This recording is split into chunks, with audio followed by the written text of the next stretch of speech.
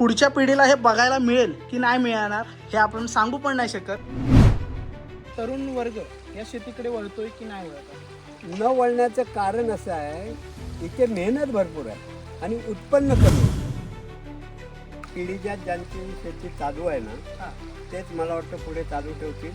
बाकी इकडे कोण लक्ष देत नाही. आज मी एका दिवसासाठी कोकणातील शेतकऱ्यांसोबत राहणार आहे.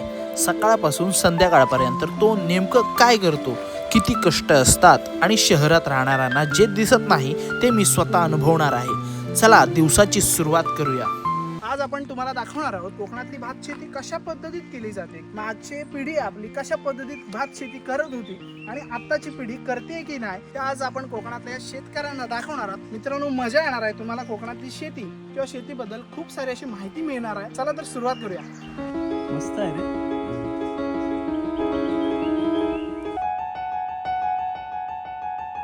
तर आता आपण आलो आहोत दहिवली या गावात निमेवाडीमध्ये. आपली भेट होणार आहे कृष्णकांत घाट काकांसोबत आणि त्यांच्यासोबत मी हे काम पण करणार आहे, नुसती शूटिंग नाही करता. तर चला तर आपण कृष्णकांत घाट काकांना भेटूया आणि त्यांच्यासोबत आपल्या शेतीची कामाबद्दलची माहिती आणि शेतीची कामं कशी असतात ते पाहूया. तर तुम्ही या शेतीच्या कामाला वयाच्या कितव्या वर्षापासून शेतीची कामं सुरू केली? जवळजवळ वयाच्या 11 वर्षापासून मी शेतीत आहे. कोकणात म्हटल्यानंतर एक शेती फक्त होते, पावसाळ्यावर असते. त्या पावसातून उन्हाळी त्या शेतीची मशागत करणे, रोप तयार करणे आणि ते काढून लावणे, असे जवळजवळ मी 75 सालापासून या शेतीमध्ये आहे. जवळजवळ 4 पिढ्या हा शेती हाच व्यवसाय आहे. 6 वाजता उठतात ते संध्याकाळी 6 वाजेपर्यंत काम करतात. तर तुम्हाला शेती करताना कोणत्या अडचणी येतात? अडचणी कसे, पाण्याचा भाग असेल तर ठीक आहे, पाणी नसेल तर मग पाण्याची वाट बघायचं, लांबून कुठून तरी असं वड्यांचं घ्यावं लागतं आणि त्याच्यावर त्या पाण्यावरही शेती अवलंबून. पाणी नसेल तर शेतीत काय करू शकत नाही. पाण्याची गरज आहे. आणि जर पाऊस उशिरा आला तर तुमचं शेतीची कामं मागे पुढे कशा पद्धतीत होतात? कसं आहे, हे ज्या भात बियाणं आहे हां ते 135, 140 किंवा 160 दिवसाचा कालावधी असतो त्याला. हां त्या वेळेत जर पाऊस नाही पडला आणि लागवड झाली नाही तर ती शेती नुकसानीत जाते. असं उतारा येत नाही त्याला. बरोबर. तर टायमातच ते लागलं पाहिजे. म्हणजे तुमच्या आयुष्यात आता अशी कधी वेळ आली आहे का की तुम्ही शेती करायला घेतलीत थोडासा पाऊस आणि नंतर पाऊस अजिबात नाही आला आणि शेतीचं नुकसान झालं? 76 सालामध्ये अशी अडचण आलेली. आमची नाचणी, भात वगैरे संपूर्ण गावातल्या लोकांची पाणी नसल्या कारणाने, म्हणजे ऑगस्टलाच पाऊस गेला हां आणि ऑगस्टला नाचणी फुलावर येते, म्हणजे पसवते, आणि तेव्हाच पाऊस गेल्यामुळं शेतकऱ्यांचे आभार झाले होते. भयंकर नुकसान झालं होतं लोकांना. म्हणजे तो एकच असा साल होता हां, की हां. त्यामध्ये तुमच्या शेतीचं नुकसान झालं? बाकी इकडे नाही म्हटलं, पाऊस गेला, उशिरा गेला तरी 25% तरी शेतकऱ्याला मिळतं. 100% नुकसान नाही होत. तुम्ही आत्ताचा जो आता कालावधी बघताय किंवा आत्ताची जी परिस्थिती बघताय त्या परिस्थितीवरून तुम्हाला काय वाटतं, आपला कोकणातला तरुण वर्ग या शेतीकडे वळतोय की नाही वळत? न वळण्याचं कारण असं आहे, इथे मेहनत भरपूर आहे आणि उत्पन्न कमी आहे. वर्षाच्या मेहनतीचा विचार केला तर 6 महिन्याचं सुद्धा शेतीत उत्पन्न मिळत नाही आणि त्या कारणाने होणारा तरुण हा शहराकडे धाव घेतो. मग आपल्या रोजीसाठी तो शहराकडे धाव घेतो आणि तिथे काय तुटपुंजा व्यवहारात तो आपलं कसं तरी चालवतो. कारण ही भात शेती किंवा नाचणी म्हणा, वरी म्हणा, काही शेतीमध्ये जे आम्ही जे पिकवतो त्याच्यामध्ये पूरक वर खर्च मिळत नाही. खाली पोटाला लागणारे अन्न तयार करू शकतो. त्याच्यामुळे तरुण वर्ग इकडे थोडा मागे आलाय. म्हणजे संसारात लागणाऱ्या इतर गोष्टी मिळण्यासाठी त्याला बाहेर कामाला जावं लागतं. कारण 10 माणसं जर कुटुंब आहेत तर 5 माणसं बाहेर पाहिजेत. त्याचे 5 जगू शकतात. मग म्हणजे तुम्ही जेव्हा तरुण वर्गात जेव्हा होतात तेव्हा तुमच्या टायमाला कशा पद्धतीत तुमचं संसाराचं? ती शेती करून तोडी व दाणे वगैरे, मोलमजुरी करणे, बांध घालणे, ह्या गोष्टी सर्व असल्या कारणाने आम्ही ते एकत्रित कुटुंब असल्या कारणाने आम्ही ते गाडं लक्षात नेत होतो. म्हणजे तेव्हा गरजा पण कमी होत्या. गरजा कमी होत्या, महागाई कमी होती, त्याच्यामुळे ते जमत होतं. आज जर गेला तर सर्व वस्तूंचे गगनाला भाव भिडले. त्याच्यामुळे शेतीमध्ये पर्याय राहिलेला नाही. त्या शेतीमध्येच होईल असं नाही, काहीतरी जोडधंदा पाहिजे त्याला. तर ह्या कामामध्ये असं माणसांची वगैरे काय कमी किंवा आपल्या कामाला किंवा खूपच माणसं पाहिजेत पण माणसं मिळत नाहीयेत, कारण का हे एकट्याचा खेळ नाही. नाही. मग तुम्हाला अशी माणसं जेव्हा लागतात तेव्हा तुम्ही कशा पद्धतीत ते नियोजन करता? जवळजवळ 70% एकमेकाच्या सहकार्याने आम्ही करतो. एकमेकांचे म्हणजे आपले जे नातेवाईक आहेत किंवा आपल्या वाडीतील वाडीचे भाऊबंद आहेत, हा. त्यानं चल एक दिवशी तुझं लाव, एक दिवशी आमचं लाव, असं. असा एक समूह 10-12 माणसांचा जमवून हा.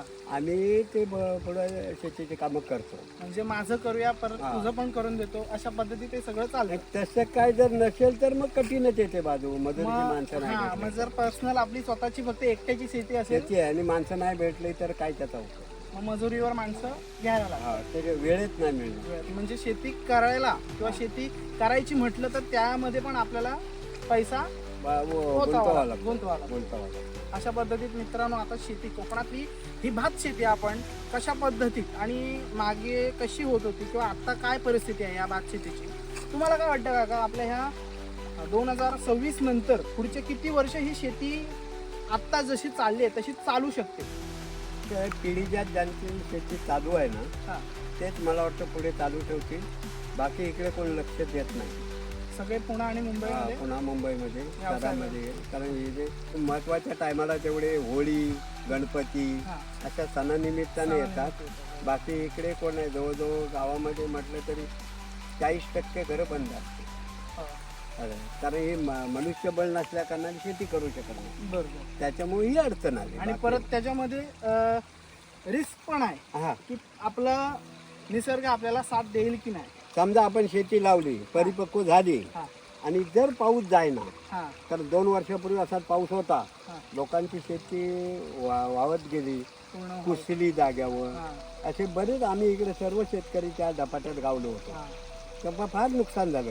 म्हणजे तेव्हा पण नुकसान झालं. नुकसान झालं. म्हणजे अजिबात नाही आला तरी पण नुकसान नुकसान आहे आहे. आणि खूपच आला तरी पण तरी नुकसान. पण नुकसान आहे. म्हणजे मित्रांनो, जसं आपण स्टॉक मार्केट किंवा मार्केट प्रमाणे बघतो त्यामध्ये आपण पैसे गुंतवताना ते मिळाले तर मिळतील, नाही मिळाले तर त्यामध्ये रिस्क आहे. तशाच पद्धतीत आपल्या शेतकऱ्याला पण एवढ्या म्हणजे रिस्कने काम करावं लागतं किंवा तो पण निसर्गावर अवलंबून असतो, निसर्गावर विश्वास ठेवून राहतो की निसर्ग आपल्याला साथ देईल नाही देईल याची चिंता न करता तो आपलं स्वतःचं काम करतो. अशा पद्धतीत बघताय पूर्णपणे अशी इथे भाताची रोपं लावली जात आहेत. तर आता काका मला पण दाखवणार आहेत ही रोपं कशा पद्धतीत लावली जातात आणि आपण पण आता हे काम करून पाहायचं आहे. किती मेहनत लागते, किती आपल्याला कसं जमतंय काय किंवा कसं करू शकतो. चला तर काका मला दाखवा तुम्ही. तर हे मूठ आहे, ह्याला बोलतात मूठ. त्याला पुढे ये ना, याची सोडायची असते, भातानं वरच्या यांना बांधलेली असते. बघताय कशा पद्धतीत मित्रांनो बांधलेली आहे. आणि या अशा बांधून ह्यांना काही त्रास वगैरे काय खराब वगैरे काही नाही. काहीच नाही होत. ते वर पात बांधलेली. पात वगैरे एवढी. चला तर दाखवा तुम्ही. चला इकडे. आता हे हातामध्ये किती नाही म्हटलं तरी किती कांड्या घेतात तुम्ही? 5-6 काड्या. एक 5-6 काड्या मित्रांनो अशा घ्यायला लागतात. 1 2 3 तर आमच्या भाषेत चिमटीभर. चिमटीभर बोलतात याला, चिमटीभर बोलतात. चिमटी हवा. अशा पद्धतीने इकडे जाऊ. काका कसे लावतात दाखवतोय. म्हणजे फक्त हा चिखल जो केलेला आहे त्यासाठी की आपल्याला इझी पडायला पाहिजे, म्हणजे सोपं पडायला पाहिजे लावायला. हे अंतर तुम्हाला कसं कळतं? वरच्यावर बघून डायरेक्ट वरच्यावर अंदाजाने. हे अंतर जर कमी जास्त झालं तर काय पुढे काय होत काहीच नाही. नाही. काहीच नाही. चला तर मित्रांनो, फक्त शक्यतो छान दिसायसाठी चौकड आली पाहिजे. हा छान दिसायसाठी पुढे काढताना पण सोपं त्याच्यामुळे पडतं. त्याला गावठी भाषेत म्हणतात दला पडला. दला पडला. अशा पद्धतीत ना, बरोबर आहे. बरोबर आहे. याचं तिरकं लावायचं कारण का? तिरकं लवकर उभं राहावं. तिरकं लावून आपोआप उभं राहतं, ताकद येते. वाऱ्याने वगैरे हे लावून झालं ना, लावलं ना, हा वारा पण आडवा करू शकतो. असं. हे बरोबर आहे. हा, बरोबर.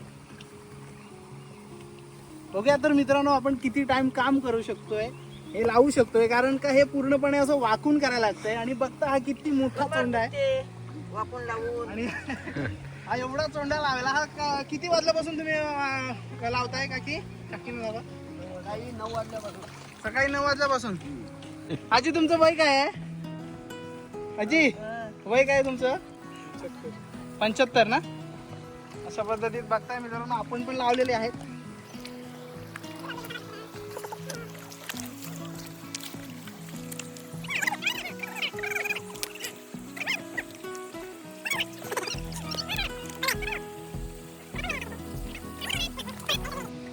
तर मित्रांनो अशा पद्धतीत आपण पण चिखलात हात घातलेला आहे. आपण जास्त नाही लावायचे कारण का मला नाही वाटत मला एवढे चांगले लावता येत आहे, तरी पण मी लावायचा प्रयत्न केलेला आहे. पण बघताय काका कशा पद्धतीत आता त्यांनी एक मूठ घेतली एकदम छानपैकी अशी, बघताय तिकडे छानपैकी अशी एकदम सुंदर सगळेच लावत आहेत, दिसायला पण छान वाटतंय. आणि ते असंच लावलं जातं का तर वाऱ्यामुळे तर पाण्यामुळे पण केलेलं आहे थोडंसं काम. आता पुढे जाऊया कुठंतरी, चला तर मित्रांनो इथे हात खराब होते नाही तर पाय खराब होते. शेताच्या बाजूला आजूबाजून पाणी यायचं ओढ किंवा परा पण बोलतो आपण, अशा पद्धतीत असतं. तर इथे हात धुवायला काय असं टेन्शन नाही आहे. आपण सकाळपासून काम करून जरी आपल्या अंगावर चिखल सुकला असेल तरी पण हे पाणी एवढं भारी आहे की आपलं ते चिखल काढू शकतं. तर शेतामध्ये असा काही प्रॉब्लेम नाही आहे की पूर्ण आपण चिखल बिखल आपण घरी घेऊन जाऊ. आपल्या निसर्गाने आपल्या हात धुवायची किंवा पाय धुवायची पण सोय केलेली आहे. मित्रांनो आत्ता तर आपण पाहिलेलं पेरतो ते जे उगवतं ते उगवून झाल्यानंतर परत ते जशा पद्धतीत आपल्याला आता डिझाईनमध्ये कसं लावलेलं तसं लावण्यासाठी ते पहिलं काढावं लागतं. ते आता काढायचं आहे, बघताय तिकडे अशा पद्धतीत ते रोपं सगळे उगवलेले आहेत. चला तर बघूया आपल्या काका आपल्याला दाखवतील रोपं कशी काढतात आणि कशा पद्धतीत ती बांधून ठेवतात. चला रोपं जशी आपण ओढतोय तशी एकदम इझी मध्ये अशी बाहेर पडतात. सोप्या त्याची मशागत करतो. हा योग्य मशागत करून केलेली असल्यामुळे रोपं बघताय. जर ह्याची योग्य मशागत झाली नसेल आणि जर रोपं अशी उगवली असतील तर मग पुढे आपल्याला असं काढता नाही, रोप योग्य येत नाही. रोप योग्य येतच नाही. 1-2 इंच हा आणि सफेद पडतं. हा त्याला दाना धरताना कठीण लागतो. पुढे हा म्हणजे ह्याच्यामध्ये पोसत नाही. पोसत नाही. हा हे पोसण्यासाठी मशागत करावी लागते. हा आणि सर्वसाधारण रोहिणी नक्षत्र अर्ध झालं हा की धुळवाफेचा पेरा म्हणतात त्याला. पाऊस पडायच्या अगोदर हा ते गरम जमीन असते त्याच्यात तो पेरा करायचा असतो हा आणि पाऊस पडल्यानंतर तो झटकन उगवतो. असं. त्याला ताटपणा येतो, हा ताकदीने येतो वरती. बरं. आणि पावसातून जर पेरलं हा. तर त्याचा जोर कमी होतो. म्हणून धुळवाफेचा पेरा कोकणामध्ये करतात. तर अशा पद्धतीत मित्रांनो बघताय ही रोपं पूर्ण बांधून झालेली आहेत काढून आणि ही आता एवढं काढायचं बाकी आहे. तर बघूयात चला कशा पद्धतीत काढणं चाललंय रोपं.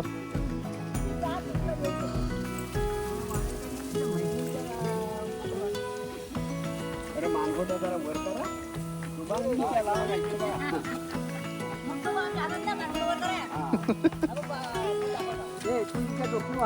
आता खूप फास्ट असं काम चाललंय.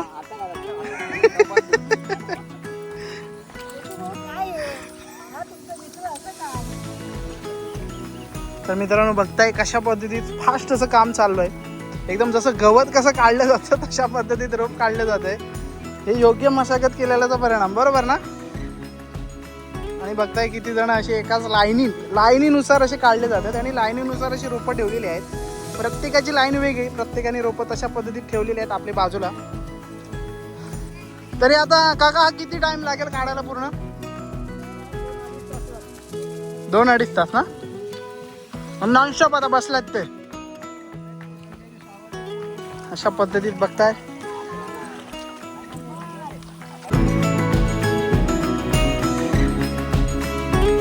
ते पण काढायचं बाकी आहे ना.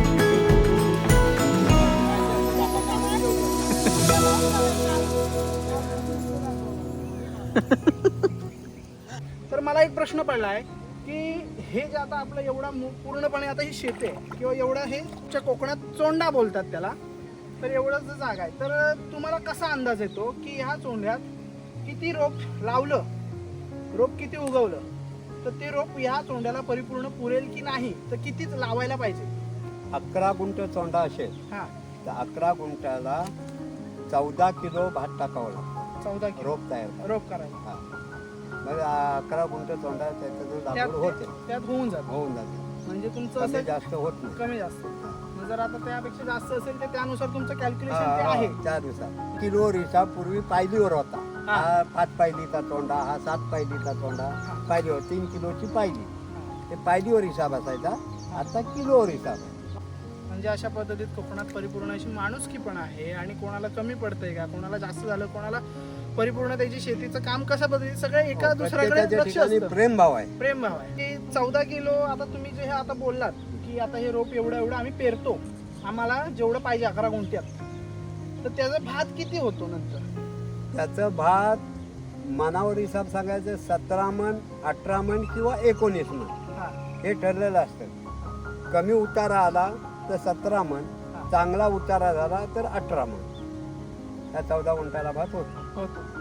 मग तो जो एवढा भात होतो तुम्ही तुमच्याकडे स्टोअर करून ठेवता, म्हणजे तुमच्याकडे ठेवता की तुम्ही असं विकता पण? नाही, विकणारा शेतकरी इकडे कमीच आहे. कोकणा साईड हा, पण कसं आहे, नातेवाईक आपल्या कुटुंबातली माणसं शहरात राहतात, ते तांदूळ घेऊन जातात. बरोबर. तेव्हा प्रत्येकाच्या उदरनिर्वाह पुरतात एखादा शेतकरी 1-10 मन भात विकतो. हा नाही ते सर्वच विकत नाही, सर्व आपल्या उदरनिर्वाहासाठी करतात. आज जर शेतीचा खर्च पाहिला तर 1000 मन विकला तरी शेतकऱ्याचं भागणार नाही. परंतु गंमत, आज भाताला भाव आहे 600 रुपये मन. कमी आहे. आत्ताचे भात 5 किलोची पिशवी 700 किंवा 1200 किंवा 900 असं आणावं लागतं. हा तेव्हा 900 रुपयात 5-7 मन भात विकत मिळत होता. 6 महिने पुरेल असा 900 रुपयात भात. आता तेवढी बियाची किंमत आहे. तरी तुम्ही सांगू शकाल का की 1 मन भात तुम्हाला संपायला घरी वापरण्यात, फक्त तुमच्या घरी वापरण्यात किती महिने जातात, किती वर्ष जातात, काय असं सांगू शकता? 1 मनाचे तांदूळ होतात 6 पाहिजे, हा म्हणजे 18 किलो. हा 18 किलो तांदूळ कुटुंबात 2 माणसं असेल हा. तर 25 दिवस त्यांचे जातात. 25 दिवस 25 दिवस. 2 माणसात. भाकरी भात. तर अशा पद्धतीत आपल्याला ही माहिती मिळाली. तर आता तुम्ही परत चाललायत कुठे तुम्ही? आता तुमच्या या शेतीमधलं आता तुमचं हे आव्हान काढून झालं, काही ठिकाणी लावून पण झालंय बऱ्यापैकी. आता हे तुमचं नाही आहे, हे दुसऱ्याचं आहे, म्हणजे एक आमच्या सोबतच्या माणसांचं आहे. आणि ते माणूस त्यांच्याकडे गेलेले, हे त्यांच्याकडे आलेत. अशा पद्धतीत आपल्या कोकणातला एक प्रेम भावाप्रमाणे त्यांनी सांगितल्याप्रमाणे ते गावठी भाषेत सांगायचं त्याला डालं म्हणतात. डालं. 4-5 लोक एका ठिकाणी येऊन हा आपलं शेतीचे कामं उरकतात. म्हणजे एका ठिकाणी संघटित होऊन संघटित ते असं ठरवतात की आपण एकत्र आज हे लावूया, उद्या ते लावूया. हा, म्हणजे मदत पण होते, लावणीपर्यंत सर्व ते सगळं होऊन कुटुंबाचे जातं. होते एका ठिकाणी. आणि परिपूर्ण झाल्यानंतर आपण जेव्हा कापायची वेळ येते, भात पूर्ण परिपक्व झाल्यानंतर त्याची ज्याने त्याने तो करतो आपापलं जो तो करतो. कारण कसं आहे, पावसाची घाई असते, हा डुक्कर असतात, हा लांडोर असतात, बरोबर. ढेकरी असतात. हा त्याने नाश होतो शेतीचा, म्हणून तो आपलं गोळा करायच्या पाठीमागे असतो. त्यावेळेला तेव्हा कोण कोणाकडे म्हणजे जास्त नाही, आपलं अगोदर आपलं हे कसं करायला होईल? बघतो. हा, कारण का तेव्हा खूप सारे अशी संकट असतात. संकट आहे. अशा पद्धतीत मित्रांनो आपल्याला काकांनी खूप छान माहिती दिलेली आहे. आता आपण सगळी शेती बघून झालेली आहे. तर आता काकांना विचारूया, तुमची इतर कामं जशी की प्रापंचिक जशी कामं आहेत ती काय काय आहेत तुमची? आणि कुटुंबाला लागणारी लाकडं, हा असणारा भात ते घटून आले, तांदूळ तयार करून ठेवणे, बरोबर. गुरांसाठी वैरण, गवत, पेंडा हा हे जमा करून उन्हाळी ठेवणे, कारण जेणेकरून ते पावसाळी उपयोगात येईल. हा अशी स्वरूपात ते तयार करून आपल्याला लागणारी वस्तू सर्व ते तयार करून ठेवणे. म्हणजे नॉर्मल आपल्या कोकणातला माणूस ज्याला जे पाहिजे ते तयार करून ठेवतो. पाऊस पडायचा म्हणजे अन्न वस्त्र निवारा, हा. बाकी काय असं वेगळं नाही. वेगळं नाही काय. तर आपल्या काकांच्या म्हणजे वाडा, आता आम्ही आलोय वाड्या साईडला गोटा. आलोय, गोटा म्हणू शकता. आणि फक्त मित्रांनो ही काकांची पाळलेली आहेत कुत्री, गुरांसोबत असतात. जसं की राखण करणारी कुत्री बोललात तरी काही कमी नाही आहे. तर अशा पद्धतीत आहेत, काय करत नाही ना. हां, तर अशा पद्धतीत हे आहे. मेन विशेष अशी गोष्ट मी पण अशी ऐकून असा हे झालो, म्हणजे थक्क झालो. काकांचा वाडा काकांच्या घरापासून नाही म्हटलं तरी 3 किलोमीटर आहे. तुम्ही तर अशा पद्धतीत तुमचा वाडा आता नाही म्हटलं तरी 3 किलोमीटर आहे. 3 किलोमीटर. किती येणं जाणं असतं गुरं असल्यामुळे? गुरं किती आहेत आधी पहिला प्रश्न? गुरं आता 25 होते, आता 13 गुरं आहे. गाई, म्हशी, बैल? हा, एक गाय आहे, हा, बाकी म्हैशी. बाकी सगळ्या म्हशीच आहे, बैल अजिबात नाही. मग तुम्ही जो आता हा ट्रॅक्टर वापरताय शेतीसाठी, ट्रॅक्टरनीच शेती केली जाते आता कोकणात बऱ्यापैकी, तरी ट्रॅक्टरच वापरला जातोय. तुमच्याकडे पहिली जी गुरं होती का आणि त्याच्याने तुम्ही ही शेतीची कामं करायचा? उत्तम प्रकारे माझ्याकडे 1-2 जोड्या असायच्या. शरीर थकल्यामुळे ढोकरं दुखायला लागल्यामुळे आम्हाला ते बैल दुसऱ्या शेतकऱ्याला दिले. तर मित्रांनो, अशा पद्धतीत बघताय, जेव्हा वय होतं, जेव्हा तरणा कोकणातला माणूस, पहिला माणूस, जुना माणूस तरणा ताटा होता, तेव्हा आपलं आताची पोरं जिम वगैरे करतात, पण तेव्हा जिमची पण गरज नव्हती. एवढा मेहनती माणूस होता. आपली जुनी पिढी म्हटलं तरी काही हरकत नाही आहे.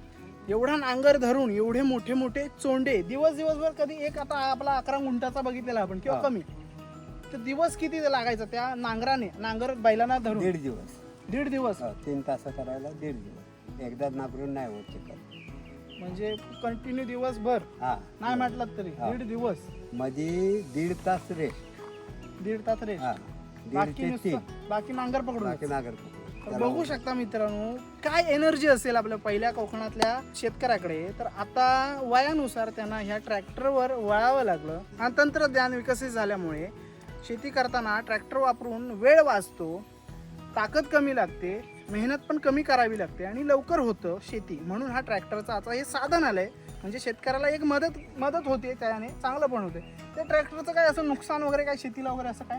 काहीच नाही नुकसान, काहीच नाही. पण जी नांगराव शेती पिकत होती हा, त्याचा उतारा ट्रॅक्टरच्या शेतीला येत नाही. म्हणजे ते जे जेवढं नांगराचं उत्पन्न हा. होतं ते ट्रॅक्टरला उत्पन्न नाही. एवढं नाहीये. नाही, फरक आहे त्याच्यात. असं का असेल तुम्हाला काय सांगता येईल आपल्या लोकांना? ट्रॅक्टरने चिखल पातळ होतो. हा कर्मधर्म संयोगाने जर पाऊस गेला तर चिखल सुकतो हा आणि सुकल्यानंतर त्या आव्याला पालक खोवायला त्या रोपाला हा जागा पुरेशी मिळत नाही. आणि नांगराचं वैशिष्ट्य असं आहे, नांगराची माती सैल राहते, हा. बारीक बारीक ढेकलं राहतात, ते त्याच्यामध्ये उत्तम प्रकारे रोप तयार होतं. तर मित्रांनो, नांगराचं आणि आपल्या ट्रॅक्टरचं एक चढ उतार आपल्याला समजलेला आहे. तर आता काकांच्या म्हशी सुटलेल्या आहेत, काकांचे बंधू पण आलेत. तर आम्हाला आता तुमचा गोठा दाखवा. 3 किलोमीटर आहे मित्रांनो. दिवसातून किती वेळा येतात आता?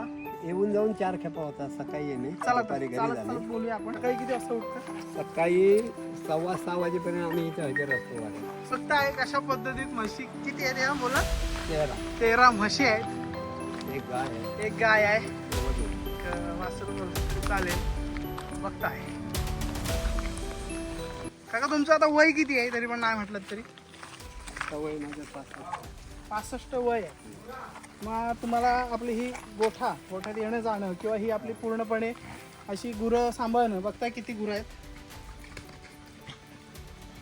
हां, आता काका आपला वाडा दाखवत आहेत कशा पद्धतीत. हां,